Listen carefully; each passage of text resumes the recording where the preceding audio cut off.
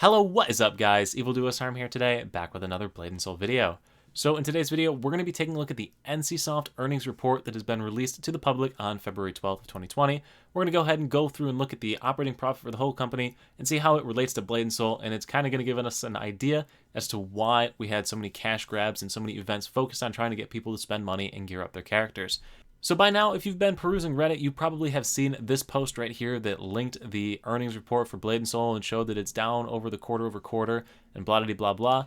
But it doesn't give you the full picture of the entire company. So we've got the full earnings report here. If you want to read it yourself, link is in the description below to be able to download it and read through it. Anyway, we're going to start by looking at their first topic, the financial highlights quarterly.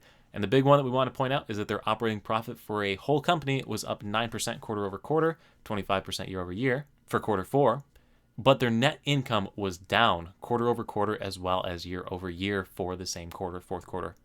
If we compare this yearly as well, we can see the entire company was down, not just Blade and Soul, the entire company, NCSoft as a whole, was down. So 1% for total sales, 22% for operating profit, 22% for income, and 15% for their net income, down across the board as an entire company. So it wasn't just Blade and Soul that was struggling, it is the entire company this year. Now we get to the screenshot that was posted over on Reddit, and we can see, yes, that Blade and Soul, in fact, is down about 20% quarter over quarter. It's also been trending down for the last 5 quarters, other than the third quarter of 2019, where it bumped up slightly, about a 3% increase before dropping back down another 20%. Now, Blade and Soul is not the only game that was down. As we saw, their total overall income is down across the board. So if you look, Aeon is down about 50%, maybe 40%.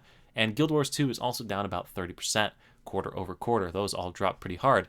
The mobile games sector is insanely increasing for the company. They bumped up about 70% quarter over quarter, driven by Lineage 2's mobile's launch as well as Lineage Mobile's revenue. The two games, Lineage and Lineage 2, bumped up their mobile game sales. And if we compare the mobile game sales to the Blade and Soul sales, it's pretty darn clear to see which direction the company would be wanting to put their resources in. And we'll see that later as well in the payroll example here. Anyway, if we look at the sales breakdown yearly by game, you will see Blade and Soul is down. It's at 50% of its value from 2 years ago, 2017. So for those of you that remember, I started making YouTube videos back in 2017 on Blade and Soul, and we're down quite a bit since then. So maybe it's my fault. They should blame me because that's why their game is going downhill. But anyway, definitely down across the board for the majority of the games here, with the exception being mobile games. If we look at the sales breakdown by region, my viewership is NAEU, and you can see NAEU quarter over quarter is down about 35%, and year over year is down about 35%. So it's very clear that the tactics that the company is employing in the NA and EU regions are not working. I'm sure a large portion of this is Blade and Soul, but of course that's just speculation. I'm not 100% certain if it's mostly Blade and Soul, but it's probably a good portion of it Blade and Soul. Now this is the point I was talking about with their cost breakdown. If you look at their labor costs in quarter four, they were up 46% quarter over quarter due to special bonuses paid as incentives for Lineage 2 Mobile. So Lineage 2 Mobile, their mobile games are their target. They're paying out special incentives to the employees for Lineage 2 Mobile and its success. It seems as though they're definitely funneling resources towards Lineage 2, towards promoting their staff to provide better product or better services in creation of the Lineage mobile platforms. So definitely seems like the company is funneling their money there. Once again, I could be wrong. That's just how I'm reading it and interpreting it. I could be an idiot. I'm sure there's a lot more financially savvy people that read these, but hey, I'm just reading the bullet points. If you want to interpret it differently, go ahead and interpret it in the comments below. And then the final 2 sections are just the consolidated financial statements, and we don't really care about that.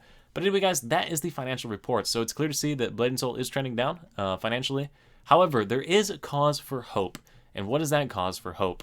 Right here on the Lineage drop down here in first quarter 2019 up to this huge bump in second quarter 2019. This bump correlated with the Lineage Remastered release. So that released shortly after quarter 1 2019, and you see the huge increase, almost a 120% increase in total sales when that released. So we do have Blade and Soul slated to get its big release coming up on end of February here. So hopefully we will see a big trend up in the Blade and Soul revenue as well with the release of the remastered version of Blade and Soul. But anyway, guys, that is basically all I'm going to cover in this video. So if you want to leave your thoughts in the comment section below, what do you think about these earnings reports? What do you think about the prospects of a similar jump that Lineage had when it released its remastered version to the Blade and Soul remaster that should be coming out this month in Korea?